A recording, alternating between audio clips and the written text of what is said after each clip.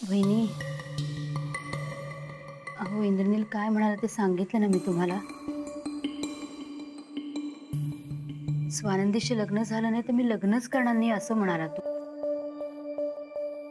शेवटी मग मनावर दगड ठेवून हा निर्णय घ्यावाच लागला. अहो मी काय म्हणतो वहिनी, तुम्ही आता झालं गेलं ते विसरून मनापासून स्वानंदीचा स्वीकार करा. ह्याच्यातच आपल्या सगळ्यांचं भलं आहे. हो ना, वत्सला आपल्याशी जे काही वागली त्याची शिक्षा मुलांना कशाला द्यायची ना. आणि स्वानंदी चांगली मुलगी, इंद्रनीलही तिच्यात गुंतलाय. माझे त्या दोघांना नेहमी आशीर्वादच असते. पण वत्सलाला मात्र मी कधीच क्षमा करणार नाही.